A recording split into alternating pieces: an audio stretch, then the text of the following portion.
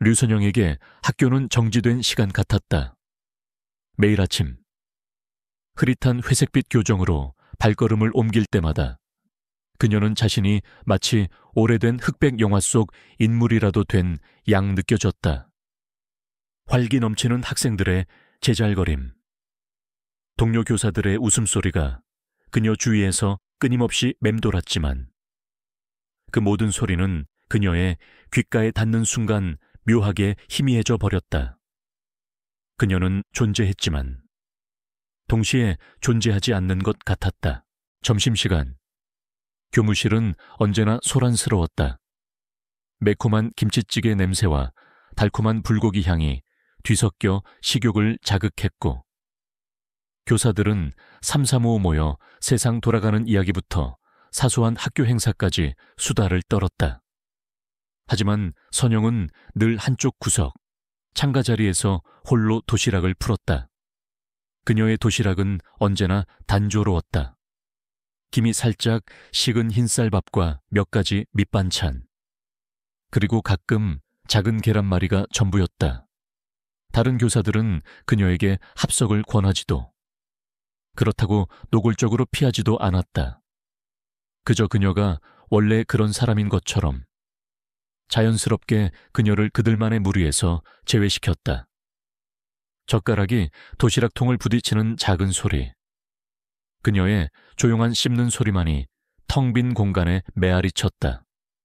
창밖으로는 활기찬 운동장에서 학생들이 축구공을 따라 뛰어다니고 있었다.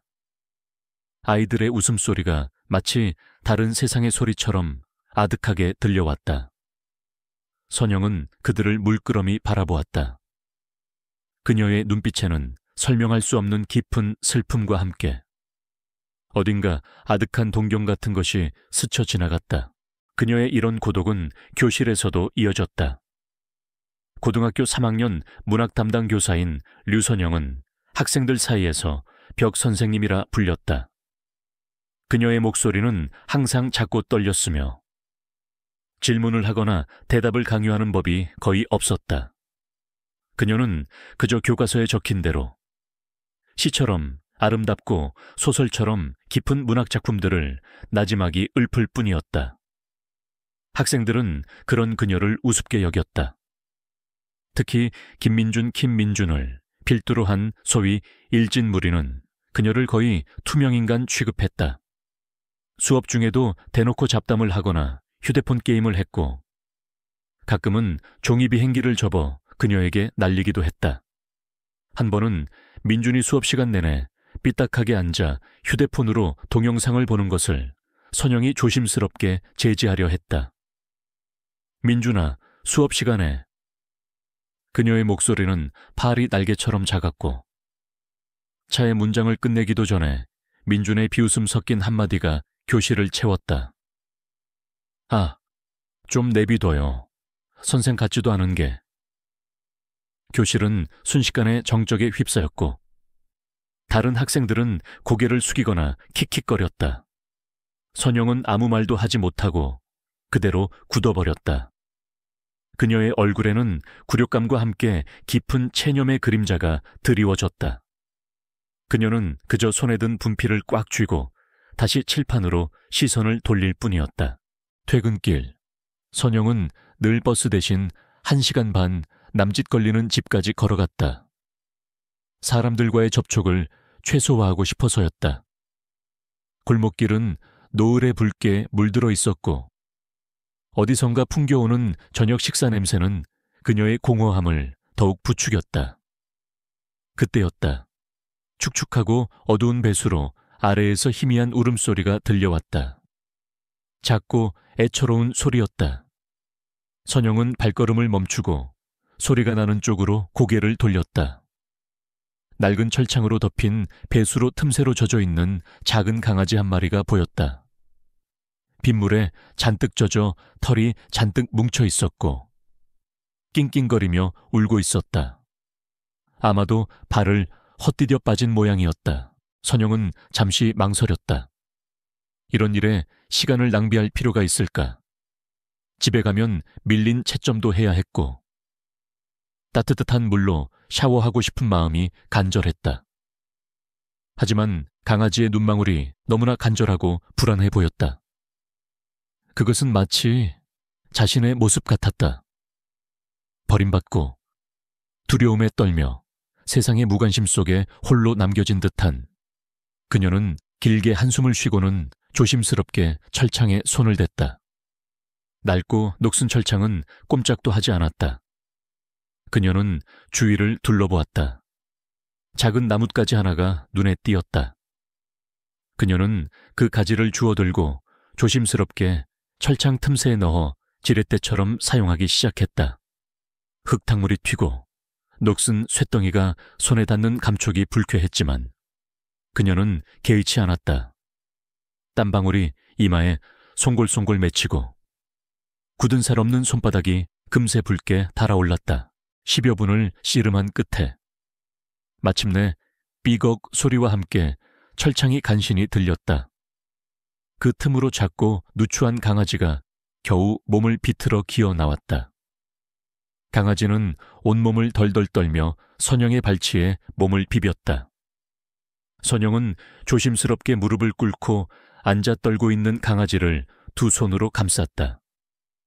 차가운 빗물과 지늘기 그녀의 코트에 묻었지만 그녀는 개의치 않았다.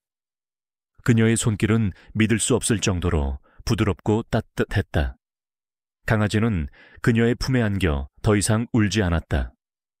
마치 오랜만에 찾은 안식처라도 되는 듯 편안한 숨을 내쉬었다. 바로 그때 뒤에서 조용히 걸어오던 할머니 한 분이 그 모습을 물끄러미 바라보았다. 할머니의 얼굴에는 잔잔한 미소가 번졌다. 어이고, 선생님 마음씨가 참 곱네. 요즘 젊은 사람들은 이런 거 잘 안 하는데. 할머니의 칭찬에 선영은 살짝 당황하며 고개를 숙였다. 별 말씀을요, 할머니. 그녀는 강아지의 머리를 쓰다듬으며 조용히 속삭였다. 이제 괜찮아. 집에 돌아온 선영은 강아지에게 따뜻한 물로 목욕을 시키고 작은 수건으로 조심스럽게 닦아주었다. 작고 보잘것없는 생명이었지만 그녀의 손길에서 정성을 다하는 모습은 평소 학교에서의 그녀와는 사뭇 달랐다. 강아지는 이제 더 이상 떨지 않았다. 보송보송해진 털과 함께 그녀의 발치에서 졸린 듯 눈을 깜빡였다.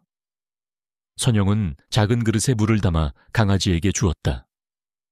강아지가 물을 마시는 소리가 고요한 집안을 채웠다. 그녀의 작은 아파트는 소박하고 정돈된 공간이었다. 군더더기 없는 가구 배치, 흐트러짐 없는 침대 시트, 먼지 한 톨 없는 바닥까지 마치 어떤 규칙에 묶여 사는 사람처럼 모든 것이 완벽하게 제자리에 있었다. 거실 한쪽 벽면에는 책장이 놓여 있었다. 문학 교재와 고전 소설들 사이에 유독 눈에 띄는 낡고 두툼한 책 한 권이 꽂혀 있었다. 책의 제목은 해병대 특수 수색대 역사. 그녀는 무의식적으로 손을 뻗어 책등을 쓸어보았다. 책의 표지는 손때로 인해 흐릿했고 가장자리는 닳아 있었다. 그녀는 작은 서랍을 열었다. 서랍 안에는 몇 장의 사진과 함께 낡은 나무 상자가 하나 있었다. 상자를 열자 차가운 금속성 빛을 내는 작은 배지가 그녀의 눈에 들어왔다. 은빛 바탕에 독수리 문양과 함께 해병대 특수수색대라고 새겨진 배지였다. 그녀는 손가락으로 배지의 차가운 표면을 조심스럽게 어루만졌다. 배지를 든 그녀의 손목에는 오래된 듯 희미하지만 분명하게 드러나는 상처 자국이 있었다. 얇고 긴 상처는 마치 칼날에 베인 듯한 흔적 같았다. 그녀는 그 흉터를 물끄러미 내려다보았다. 그것은 단순한 상처가 아니었다. 그녀의 과거, 그리고 그녀가 필사적으로 숨기려 하는 어떤 삶의 흔적이었다. 그녀의 눈빛에는 잠시 깊은 회한과 고통이 스쳐 지나갔지만 이내 사라지고 다시금 무미건조한 표정으로 돌아왔다. 그녀는 배지를 다시 상자에 넣고 서랍을 닫았다. 마치 아무것도 없었던 것처럼 강아지는 그녀의 발치에서 어느새 새근새근 잠이 들었다. 선영은 강아지를 조심스럽게 안아 작은 상자에 푹신한 수건을 깔아 임시 잠자리를 만들어 주었다. 강아지가 편안하게 잠든 모습을 보며 그녀의 딱딱하게 굳어있던 얼굴에 아주 희미한 미소가 번졌다. 하지만 그 미소는 금세 사라졌다. 그녀는 강아지의 작은 머리를 한 번 더 쓰다듬고는 창밖의 어둠을 응시했다. 밤은 깊어지고 있었다. 그리고 그 어둠 속에서 그녀의 과거는 조용히 숨쉬고 있었다.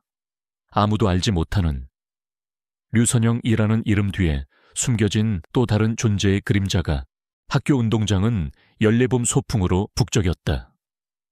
화창한 날씨와 교실을 벗어난 자유로운 분위기는 학생들을 들뜨게 했다. 류선영은 평소처럼 조용히 자신의 반 학생들을 인솔하며 뒤를 따랐다. 그녀의 시선은 늘 불안한 듯 주위를 맴돌았다. 혹시라도 학생들이 말썽을 피울까? 아니면 자신이 감당하기 힘든 일이 벌어질까 하는 염려 때문이었다. 점심시간. 아이들은 저마다 싸온 도시락을 펼쳐놓고 깔깔대며 웃고 떠들었다. 선영은 홀로 조금 떨어진 곳에 앉아 자신의 도시락을 깨작거렸다. 그때였다. 저 멀리 숲 쪽에서 희미한 비명소리가 들려왔다. 선영은 고개를 들어 소리가 나는 쪽을 바라보았다. 그녀의 반 학생인 이지은 리 지은의 목소리였다. 지은이는 평소에도 소심하고 왜소하여 김민준 무리의 표적이 되곤 했다. 선영은 순간적으로 불길한 예감에 사로잡혔다. 지은이의 목소리를 따라 숲으로 들어서자 눈앞에 펼쳐진 광경에 선영의 심장이 철렁 내려앉았다. 민준과 그의 패거리 4~5명이 지은이를 둘러싸고 있었다. 지은이는 울면서 잔뜩 겁에 질린 표정으로 웅크리고 있었고 민준은 비웃는 얼굴로 그녀의 앞에 서 있었다. 그들의 발치에는 낡고 녹슨 철문이 달린 작은 창고가 보였다. 어쩐지 을씨년스러운 기운이 감도는 그 창고는 오래 방치되어 금방이라도 무너질 것 같았다. 야, 이지은, 너 오늘 제대로 걸렸다. 민준이 씩 웃으며 지은이의 어깨를 발로 툭 쳤다. 선생한테 이르지 말라고 했잖아. 너 때문에 우리 게임 다 망쳤다고. 지은이는 고개를 흔들며 울먹였다. 아니야. 난 아무 말도 안 했어. 닥쳐. 민준이 소리쳤다. 너 같은 찐따는 맞아야 정신 차리지. 그때였다. 민준의 패거리 중 한 명이 지은이를 거칠게 밀쳐 창고 안으로 밀어 넣었다. 쿵 하는 소리와 함께 철문이 닫혔고 안에서는 지은이의 다급한 비명소리가 터져나왔다. 살려줘요. 선생님 살려주세요. 선영의 몸이 굳어버렸다. 그녀의 눈앞에서 벌어지는 일은 현실 같지 않았다. 그녀는 입술을 깨물었다. 마음속 깊은 곳에서 오랜 세월 억눌러왔던 어떤 감정들이 격렬하게 요동치기 시작했다. 분노, 그리고 무력감. 그녀는 과거의 악몽이 되살아나는 듯한 기시감을 느꼈다. 과거. 그녀는 힘이 있었음에도 불구하고 특정 상황에서 누군가를 지켜내지 못했던 쓰디쓴 기억이 있었다. 그 기억은 그녀를 끊임없이 올가매는 족쇄였다. 야, 김민준 선영의 목소리가 터져나왔다. 평소와는 다른 낮고 떨리는 목소리였지만 분노가 실려 있었다. 민준과 아이들은 일제히 선영을 돌아보았다. 민준은 씩 웃으며 그녀에게 다가왔다. 벽 선생님이 여기까진 웬일이세요? 지은이 구해주러 오셨나?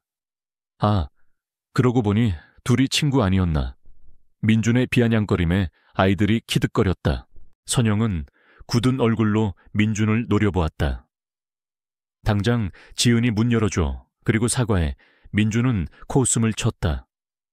뭘 사과해요? 지은이가 잘못한 건데. 그리고 선생님이 뭔데 이래라 저래라에 혹시. 어른이 되어서도 왕따 당하는 게 억울해서 그러세요. 그의 말에 선영의 눈동자가 흔들렸다. 그 말은 그녀의 가장 깊숙한 상처를 꿰뚫었다. 그녀는 늘 그랬다. 어디에서도 환영받지 못하고 늘 홀로 떨어져 있었다. 어차피 선생 같지도 않은 게. 민준이 한 발 더 다가서며 그녀의 어깨를 툭 밀쳤다. 우리가 누군지 알긴 해요. 까불지 마요. 어디서 감히 선생 주제에. 선영은 휘청거렸다. 그녀의 마음속에서 억눌러왔던 폭력적인 충동이 고개를 들었다. 이성으로 억누르려 했지만 지은이의 흐느낌과 민준의 조롱이 그녀의 자제심을 조금씩 갉아먹었다. 야, 선생녀나 군인이면 다냐. 민준의 입에서 나온 그 말은 선영의 귓게 비수처럼 박혔다. 군인, 그녀가 잊고 싶었던, 그러나 그녀의 존재 자체를 규정했던 단어. 그 단어가 모욕적으로 그녀에게 던져지는 순간 그녀의 내면에서 잠자고 있던 어떤 존재가 서서히 눈을 뜨는 것을 느꼈다. 손가락 끝이 저릿했고 심장이 격렬하게 뛰기 시작했다. 그녀는 그 자리에 못 박힌 듯 서서 눈앞의 상황과 과거의 기억들이 뒤섞이는 혼란스러움에 휩싸였다. 이제 슬슬 지겨워지네.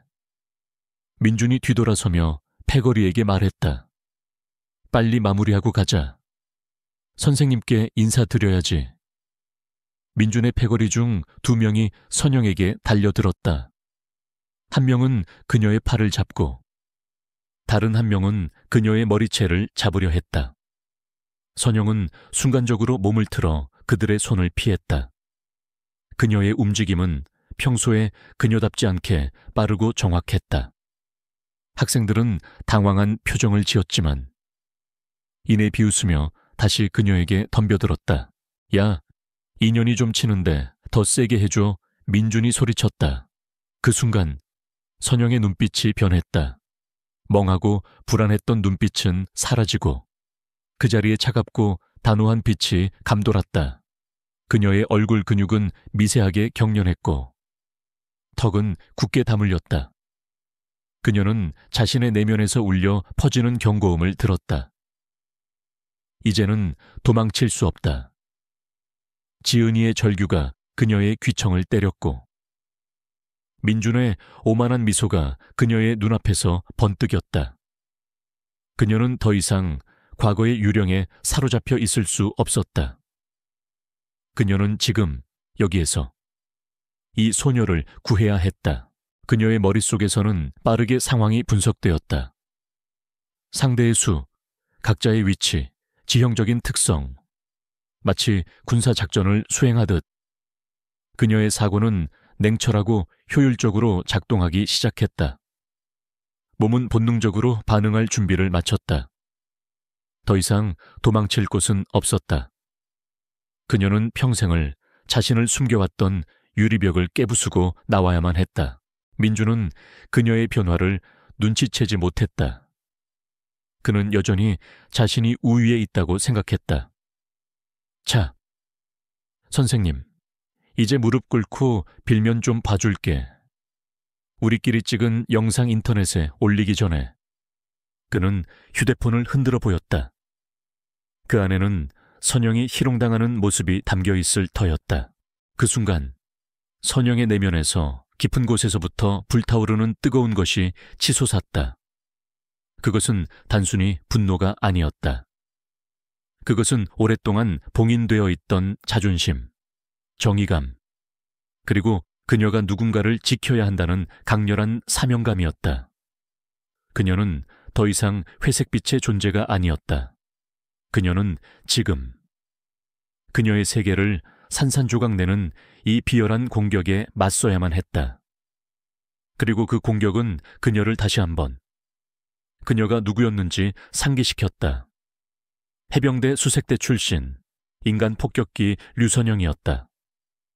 그녀는 이제 더 이상 도망치지 않을 것이다. 체육 수업 시간 넓은 운동장은 학생들의 함성으로 가득했다.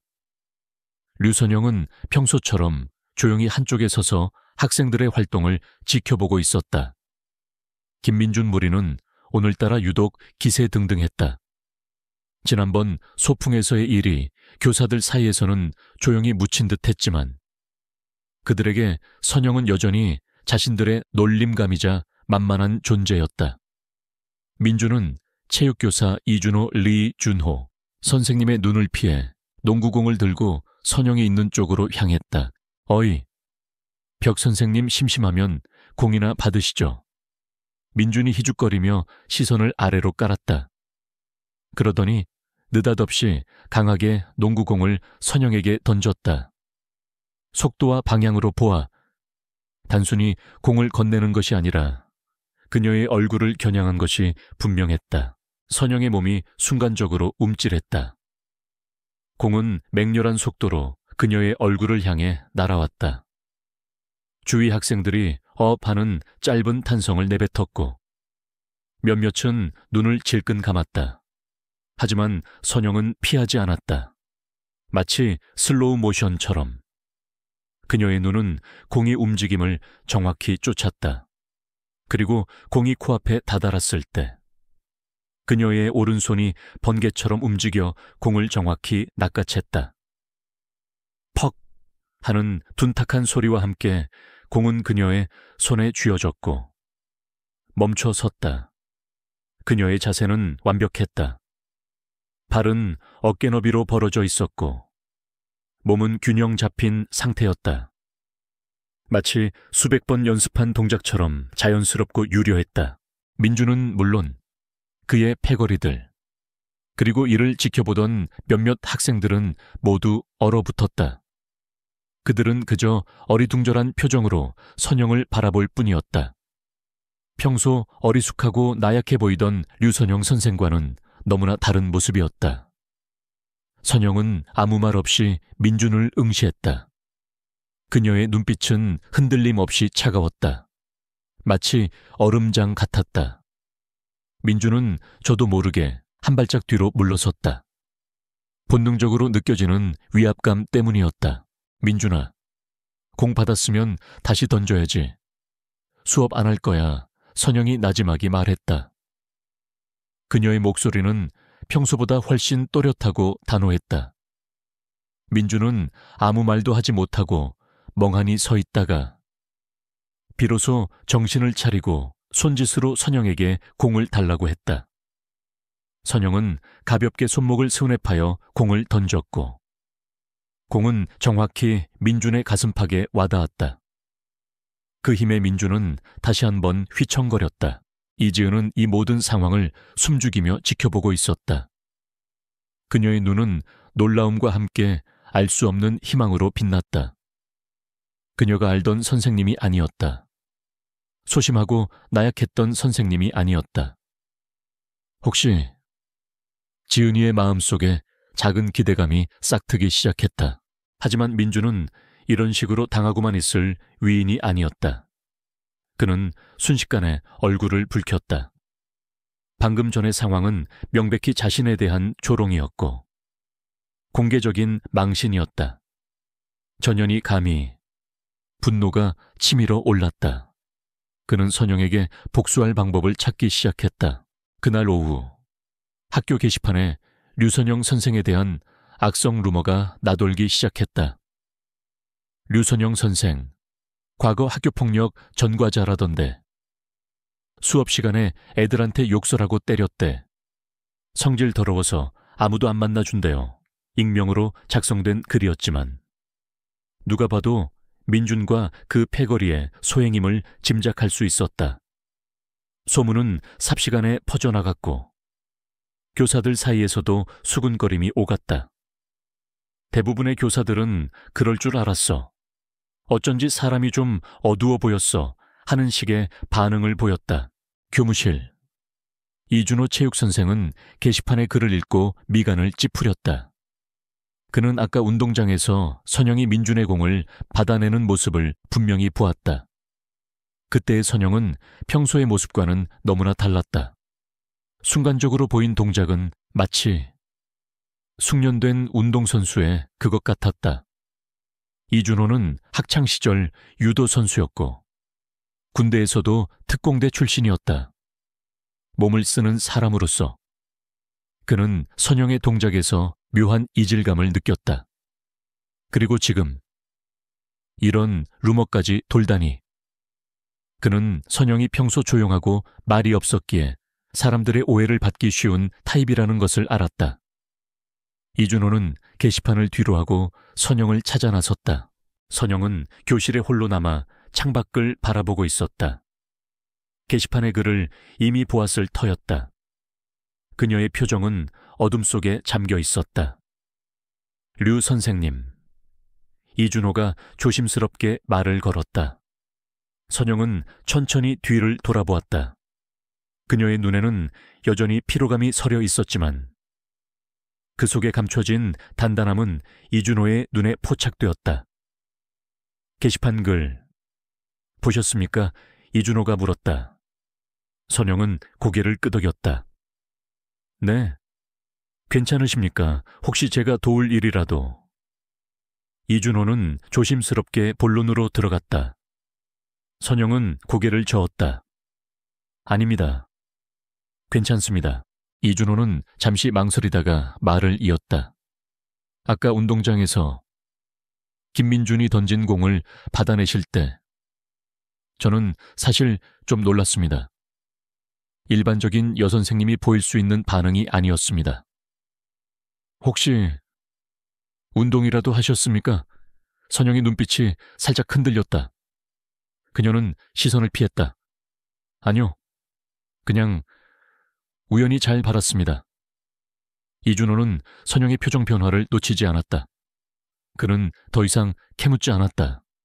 대신 다른 말을 꺼냈다. 김민준 패거리 점점 더 심해지는 것 같습니다. 이지은 학생 일도 그렇고 그냥 넘어가서는 안 될 것 같습니다. 선영은 아무 말도 하지 않았지만 그녀의 굳은 입술은 그녀의 동의를 보여주었다. 민준은 자신의 계획이 성공적으로 진행되고 있다고 믿었다. 그는 패거리와 함께 어두운 PC방에 앉아 선영의 과거를 캐내고 있었다. 그는 뒷골목 브로커에게 돈을 찔러주며 선영의 주민등록번호를 알아내고 과거 행적을 조사해달라고 의뢰했다. 군인이라는 단어가 계속 그의 머릿속을 맴돌았다. 설마 진짜 군인이었겠어. 여자 해병대라니. 웃기지도 않네. 하지만 그의 마음 한구석에는 묘한 불안감이 자리 잡고 있었다. 그녀의 눈빛, 그리고 방금 전 공을 받아냈던 그 순간의 움직임은 평범한 여교사의 것이 아니었다. 야, 김민준, 우리 이번 주말에 아지트에서 놀 건데. 이지은도 부를까? 패거리 중 한 명이 물었다. 걔 맨날 너만 보면 깨갱하잖아. 민준은 씩 웃었다. 오케이. 근데 이지은 말고 이번엔 벽 선생님도 한번 불러보자. 지난번에 찍어둔 영상도 있겠다. 우리한테 제대로 인사하게 만들어야지. 그의 눈빛에는 사악한 빛이 번득였다. 그는 선영이 지난번 소풍에서 자신을 망신 준 것에 대한 복수를 꿈꾸고 있었다.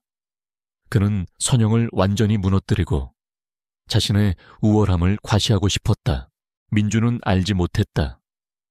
그가 파헤치려 하는 것은 단순한 여교사의 과거가 아니라는 것을.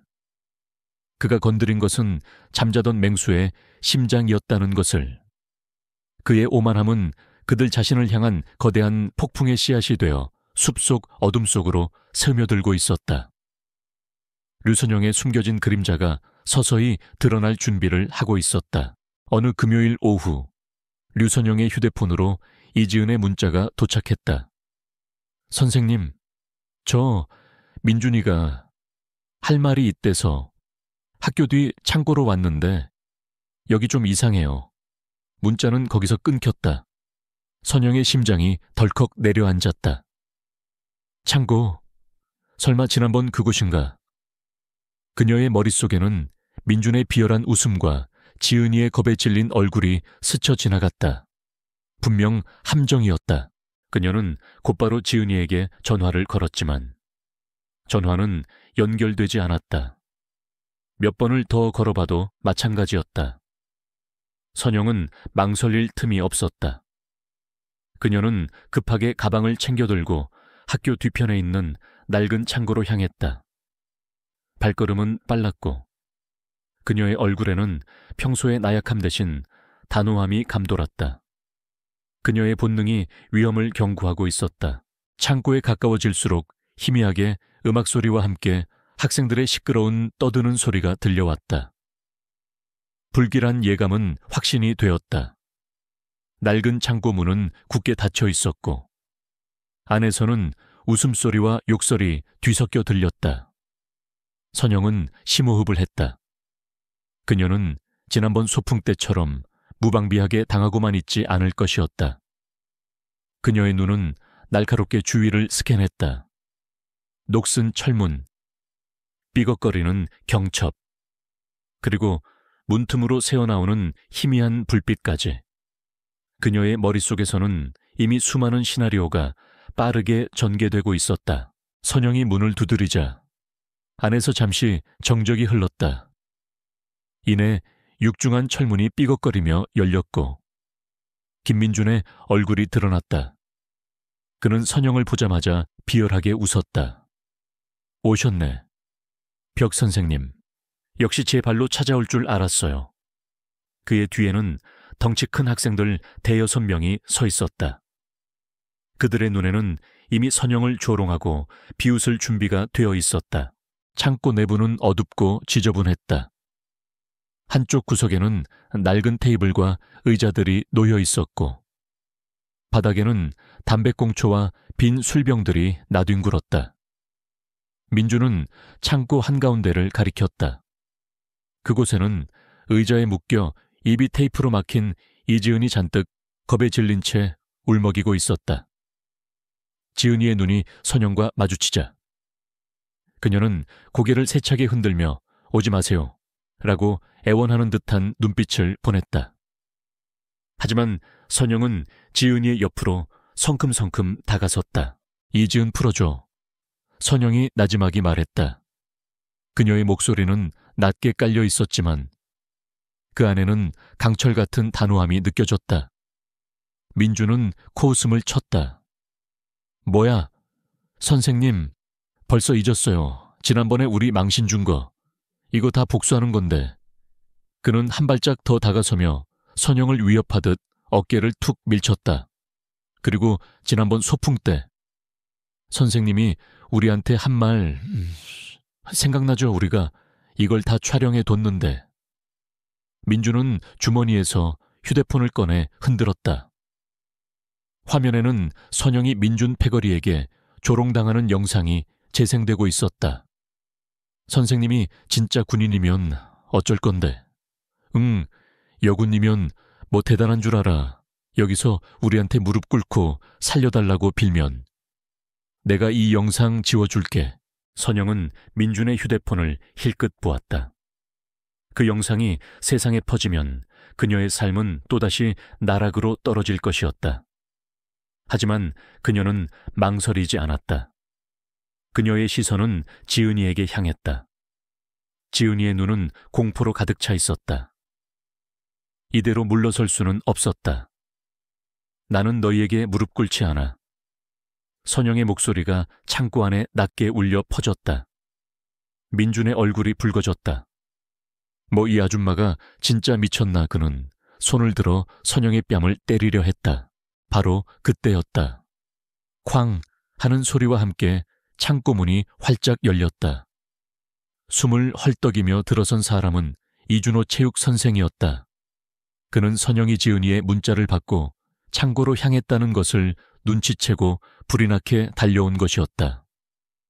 그의 눈은 분노로 이글거렸다. 야, 김민준 너희들 지금 뭐 하는 짓이야. 당장 그만두지 못해. 이준호가 소리쳤다. 민준은 예상치 못한 이준호의 등장에 잠시 당황했지만 이내 다시 비열한 미소를 지었다. 이준호 선생님도 오셨네. 구경하러 오셨어요. 우리 벽 선생님이 여기서 무릎 꿇고 비는 거요. 그는 이준호가 자신들의 편에 설 것이라고 생각하는 듯 했다. 하지만 이준호의 시선은 민준이 아닌 선영과 지은이에게 향했다. 그는 지은이가 묶여있는 것을 보자마자 얼굴이 굳어졌다. 당장 이지은 풀어줘. 그리고 류 선생님한테 사과해. 민준은 이준호가 자신에게 이렇게 강하게 나올 줄은 예상하지 못했다. 선생님도 나대지 마요. 괜히 껴들었다가 다쳐요. 그는 패거리에게 눈짓을 보냈다. 패거리 중 2명이 이준호에게 달려들었다. 이준호는 유도 선수 출신답게 몸을 날려 그들을 제압했지만 수가 많아 밀리는 기색이 역력했다. 그 사이 민준은 선영에게 다시 다가갔다. 그는 품속에서 작은 칼을 꺼내 들었다. 칼날이 희미한 창고 불빛에 번뜩였다. 이제 선택해. 선생님, 여기서 비굴하게 살려달라고 빌 거야. 아니면 이지은이 다치는 걸 볼 거야. 그는 칼끝을 지은이의 얼굴 가까이 가져갔다. 지은이는 공포에 질려 눈을 질끈 감았다. 선영의 눈은 칼날과 지은이의 얼굴을 번갈아 보았다. 그녀의 심장이 발작적으로 뛰었다. 그녀의 머릿속에서는 빠르게 계산이 이루어졌다. 민준의 칼, 주변 패거리들의 위치, 이준호 선생의 상황. 모든 것이 순식간에 분석되었다. 그녀의 몸은 이미 반응할 준비를 마쳤다. 그녀는 눈을 감았다가 다시 떴다. 이제 그녀의 눈에는 더 이상 망설임이나 두려움은 없었다. 오직 차갑고 날카로운 결의만이 남아있을 뿐이었다. 시간 없어. 선생년아. 민준이 이죽거렸다. 1, 2. 민준이 마지막 숫자를 세는 순간 선영의 입에서 나지막하지만 분명한 목소리가 흘러나왔다. 후회하게 될 거야. 그 말과 함께 그녀의 몸이 폭풍처럼 움직였다. 그녀는 더 이상 나약한 교사가 아니었다. 그녀는 해병대 수색대 출신, 인간 폭격기 류선영이었다. 그녀의 본능은 이미 생존 모드로 전환되었고 그동안 숨겨왔던 그녀의 모든 힘과 기술이 폭발할 준비를 마쳤다. 창고 안의 공기는 순식간에 얼어붙었고 민준의 카운트다운은 더 이상 들리지 않았다. 그녀는 오직 지은이를 구해야 한다는 일념 하나로 맹렬하게 민준에게로 돌진했다. 민준의 카운트다운은 셋에서 멈췄다. 류선영은 마치 그림자처럼 민첩하게 움직였다. 그녀의 발은 흙바닥을 스치듯 미끄러지며 민준의 옆구리로 파고들었고 동시에 그녀의 오른손이 민준의 손목을 낚아챘다. 민준이 쥐고 있던 칼은 쨍그랑 하는 소리와 함께 그의 손에서 벗어나 바닥에 떨어졌다. 그 순간 민준의 눈은 경악으로 물들었다. 그는 자신에게 달려들던 나약한 교사가 아닌 맹렬한 짐승을 마주한 듯한 공포를 느꼈다. 민준이 미쳐 상황을 파악하기도 전에 선영의 왼발이 그의 무릎 관절 부위를 정확히 가격했다. 억 하는 짧은 비명과 함께 민준은 무릎을 꿇고 주저앉았다. 그는 고통에 신음하며 쓰러지려 했지만 선영은 그의 손목을 놓지 않았다. 그녀는 그대로 그의 팔을 등 뒤로 꺾어 제압했다. 민준은 살려달라는 듯 버둥거렸지만 그녀의 악력은 바위처럼 단단했다. 비명 지르지 마. 선영의 목소리는 얼음처럼 차가웠다. 그리고 내 패거리들에게 까불지 말라고 전해. 그 사이 이준호 선생은 학생 2명을 간신히 제압하고 있었다. 그는 선영이 민준을 순식간에 제압하는 모습을 보고 눈을 휘둥그레 떴다. 저게 무슨... 그의 머릿속에는 혼란과 함께 경탄이 뒤섞였다. 민준의 패거리들은 자신들의 대장이 속절없이 무릎을 꿇는 것을 보고 잠시 주춤했다. 하지만 이내 분노에 휩싸여 선영에게 달려들었다. 3명이 동시에 그녀를 향해 주먹을 날렸다. 선영은 몸을 낮춰 첫 번째 주먹을 피하고 그대로 안으로 파고들어 상대의 명치를 정확히 가격했다. 크윽 하는 소리와 함께 학생은 숨을 헐떡이며 뒤로 물러섰다. 동시에 그녀는 다른 학생의 발을 걸어 넘어뜨리고 남은 한 명의 팔을 비틀어 무력화시켰다.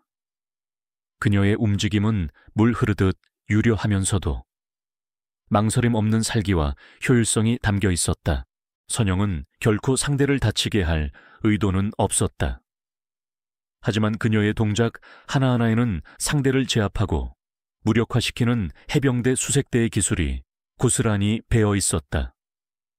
그녀의 눈은 언제나 주변을 살피며 다른 위협을 경계했고 그녀의 몸은 마치 정교한 기계처럼 정확하게 반응했다.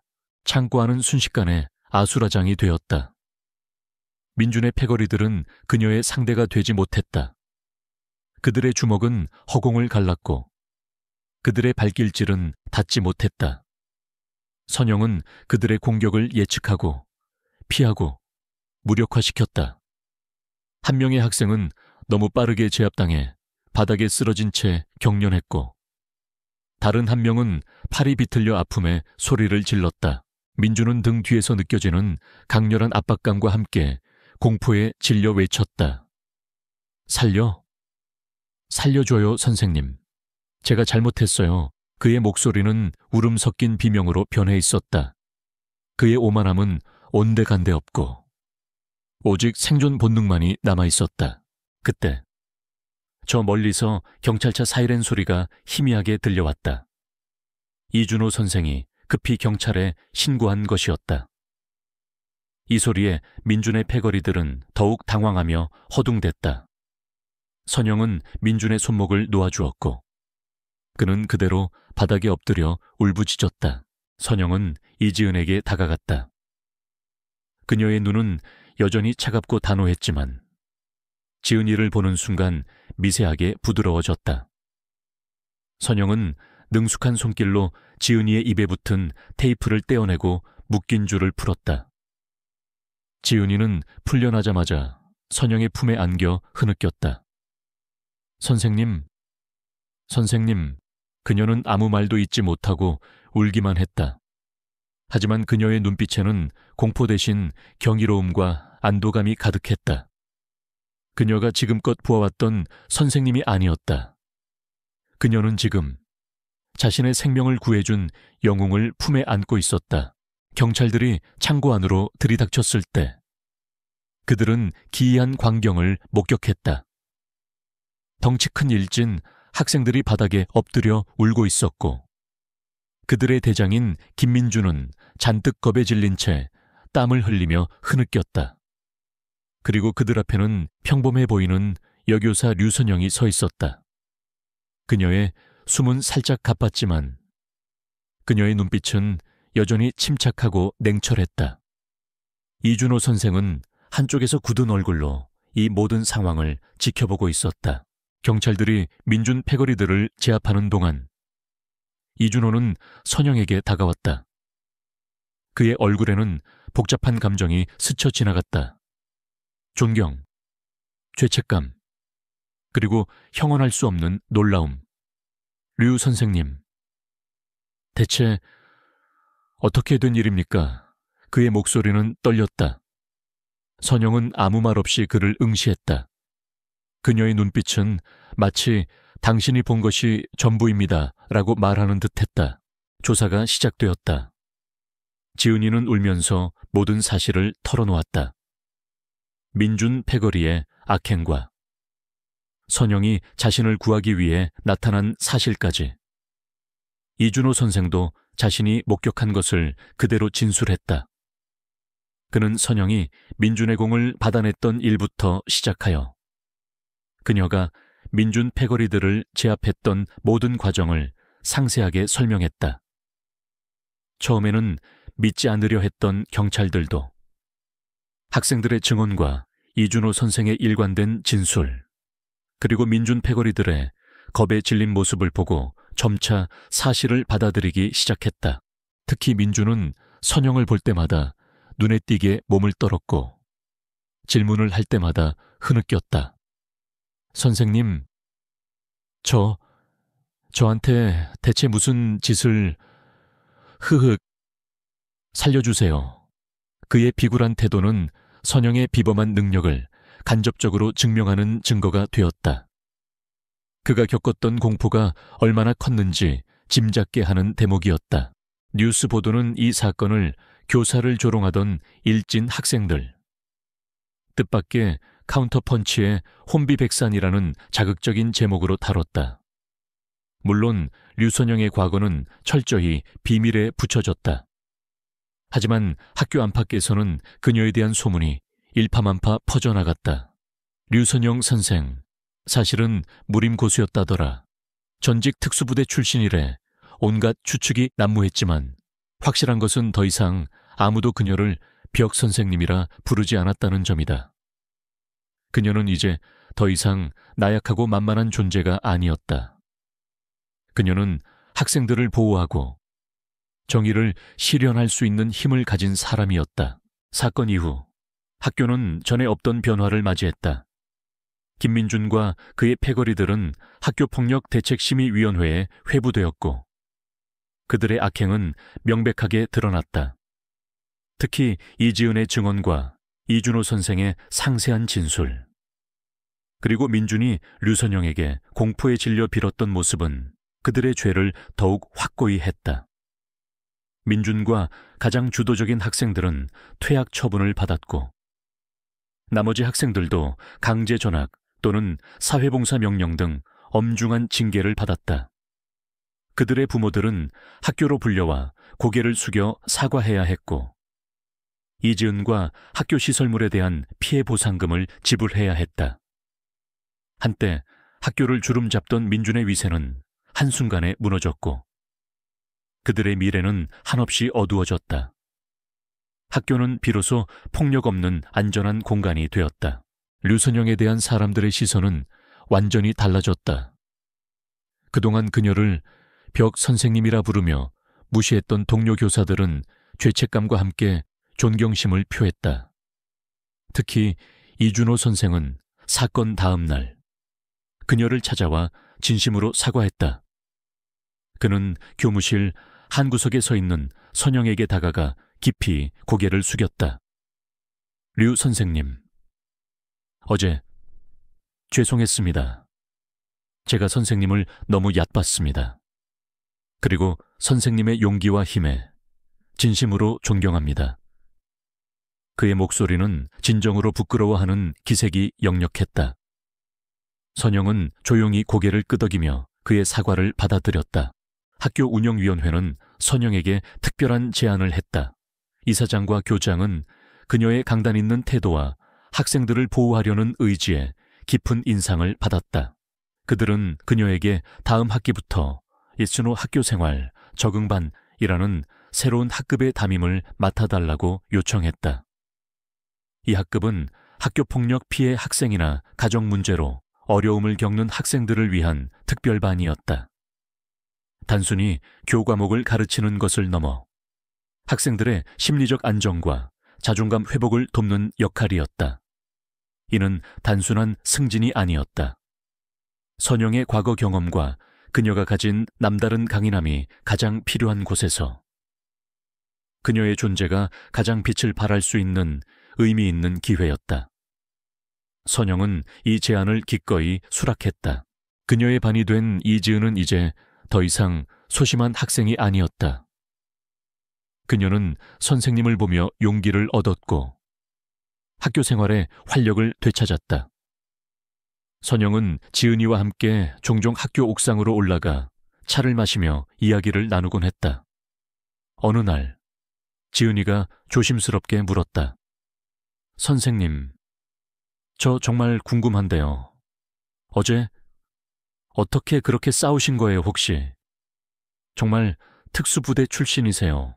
선영은 따뜻한 차 한 모금을 마시고는 처음으로 자신의 과거에 대해 털어놓기 시작했다. 그녀의 목소리는 차분했지만 그 안에는 깊은 감정이 담겨 있었다. 나는 예전에 해병대 수색대에서 복무했단다. 그녀는 눈을 감았다. 그곳에서 많은 것을 배웠지. 강해지는 법, 그리고 누군가를 지키는 법. 하지만 동시에 폭력이 얼마나 무서운지도 깨달았어. 그녀는 짧게 숨을 들이쉬었다. 군대를 떠난 건 더 이상 폭력에 얽매이고 싶지 않아서였어. 나는 사람을 해치는 일이 아닌 사람을 살리는 일을 하고 싶었어. 그래서 선생님이 되었지. 하지만 학교에 와서도 나는 계속 도망치고 숨으려 했어.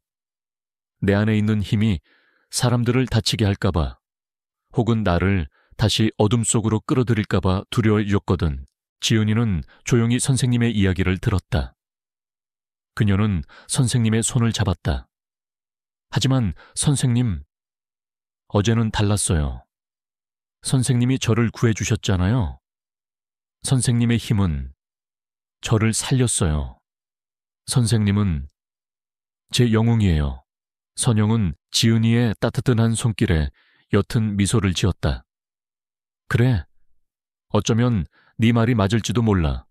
어둠 속에 숨는 것만이 정답은 아니었어. 내가 가진 힘을 올바른 곳에 사용해야 한다는 걸 이제야 깨달았어. 그녀의 눈에는 더 이상 슬픔이나 후회 대신 새로운 결의가 빛나고 있었다. 그녀는 이제 더 이상 자신의 과거를 부끄러워하지 않았다. 해병대 수색대라는 타이틀은 그녀에게 주어진 짐이 아니라 그녀를 특별하게 만드는 자산이었다. 그녀는 자신의 경험을 바탕으로 상처받은 학생들을 치유하고 그들이 다시 일어설 수 있도록 돕는 진정한 교사가 될 수 있었다. 학교는 그녀에게 단순한 직장이 아니라 그녀가 자신의 존재 이유를 찾고 새로운 삶의 목적을 발견하는 치유의 공간이 되었다. 그녀의 내면에는 오랫동안 잠들어 있던 평화가 찾아왔다. 그것은 과거를 부정함으로써 얻는 평화가 아니라 과거를 받아들이고 현재를 살아감으로써 얻는 진정한 평화였다. 시간은 흘러 선영에게 학교생활 적응반 담임으로서의 첫 학기가 마무리되고 있었다. 그녀는 더 이상 교무실 구석에 홀로 앉아 도시락을 먹는 나약한 교사가 아니었다. 이제 그녀의 자리는 교무실 한가운데. 언제든 학생들과 동료 교사들이 편하게 다가와 이야기를 나눌 수 있는 곳이 되었다. 그녀의 얼굴에는 항상 잔잔한 미소가 번졌고 눈빛은 깊고 온화했지만 동시에 단단한 빛을 잃지 않았다. 학생들은 그녀를 선생님이라기보다는 마치 든든한 언니나 엄마처럼 따랐다. 선영은 학교생활 적응반 학생들에게 단순히 교과 지식만을 가르치지 않았다. 그녀는 매주 특별한 시간을 마련하여 제 마음의 방패라는 수업을 진행했다. 이 수업에서 그녀는 자신이 군대에서 배웠던 자기 방어 기술을 응용하여 학생들이 위기 상황에서 자신을 보호하는 법을 가르쳤다. 물론 직접적인 격투 기술이 아닌 위협을 감지하고 침착하게 대처하며 주변의 도움을 요청하는 방법과 최소한의 자기 보호 자세였다.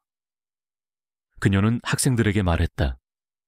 진정한 힘은 주먹에 있는 것이 아니라 너희 자신을 사랑하고 어려움 속에서도 포기하지 않는 용기에 있단다. 그녀는 또한 자신의 경험을 바탕으로 회복 탄력성과 자존감을 높이는 심리 상담을 병행했다. 그녀의 수업 방식은 학교 내외에서 큰 반향을 일으켰다. 학생들은 선영의 말에 귀 기울였고 그녀의 따뜻한 조언과 단단한 가르침 속에서 점차 상처를 치유하고 자존감을 회복해 나갔다. 이지은은 이제 반에서 가장 활발하고 자신감 넘치는 학생이 되었다. 그녀는 선영을 가장 가까이에서 도우며 새로운 학생들에게 자신의 경험을 이야기해주곤 했다. 선생님 덕분에 제가 다시 웃을 수 있게 되었어요. 선생님은 제 인생의 은인이세요. 이준호 체육선생과의 관계도 크게 변했다. 그는 이제 선영의 가장 든든한 조력자이자 동료가 되었다. 그는 가끔 선영의 마음의 방패 수업에 참여하여 학생들의 신체 활동을 돕거나 선영에게 조언을 구하기도 했다. 류 선생님, 혹시 예전에 제가 모시던 대대장님보다 더 무서운 분이셨군요. 그는 농담처럼 말했지만 그의 눈빛에는 진심 어린 존경이 담겨 있었다. 선영은 그저 미소 지을 뿐이었다. 어느 날 지역 신문사에서 그녀를 인터뷰하고 싶다는 연락이 왔다. 그녀의 특별한 교육 방식과 폭력에 맞서 학생들을 지켜낸 용기에 대한 이야기였다. 선영은 정중히 거절했다. 저는 그저 제 자리에서 제가 할 일을 했을 뿐입니다. 제가 주목받기보다는 상처받은 아이들이 치유되고 성장하는 이야기에 더 많은 관심이 가닿기를 바랍니다. 대신 그녀는 익명으로 한 언론사에 짧은 기고문을 보냈다. 기고문에는 우리의 아이들은 약하지 않습니다. 다만 용기를 낼 기회와 올바른 방향을 제시해줄 어른의 따뜻한 손길이 필요할 뿐입니다. 폭력은 결코 정답이 될 수 없으며 진정한 힘은 사랑과 연대에서 나옵니다. 라는 내용이 담겨 있었다. 그녀의 기고문은 많은 사람들에게 깊은 울림을 주었다. 학교는 류선영의 제안으로 사랑 나눔 도서관 건립을 추진하게 되었다. 이 도서관은 학생들이 자유롭게 책을 읽고 마음을 나눌 수 있는 공간으로 기획되었다. 그녀는 자신의 적금 일부를 기부했고 많은 학부모와 지역 주민들이 그녀의 뜻에 동참하여 기부 행렬이 이어졌다. 도서관의 벽 한쪽에는 자원봉사자들의 손으로 그려진 밝은 그림이 그려졌다. 그 그림 속에는 책을 읽는 아이들, 서로 손을 잡고 웃는 아이들, 그리고 그들을 따뜻하게 바라보는 한 여인의 모습이 담겨 있었다. 그 여인은 류선영을 닮아 있었다. 새 학년이 시작되는 봄날, 선영은 학교 생활, 적응반의 새로운 학생들을 맞이했다. 그들의 눈에는 아직 불안과 두려움이 서려 있었지만 선영은 따뜻한 미소로 그들을 맞이했다. 어서 와, 얘들아. 이곳은 너희의 두 번째 집이 될 거야. 이곳에서 너희는 너희 자신을 찾고 새로운 꿈을 꾸게 될 거야. 나는 너희의 든든한 울타리가 되어줄게. 그녀의 목소리는 확신에 차 있었고 그 안에는 깊은 사랑이 담겨 있었다. 선영은 교실 창밖을 바라보았다. 창밖에는 새싹이 돋아나고 꽃들이 만개하고 있었다. 황량했던 겨울을 이겨내고 찾아온 따뜻한 봄처럼 그녀의 삶에도 두 번째 봄이 찾아왔다.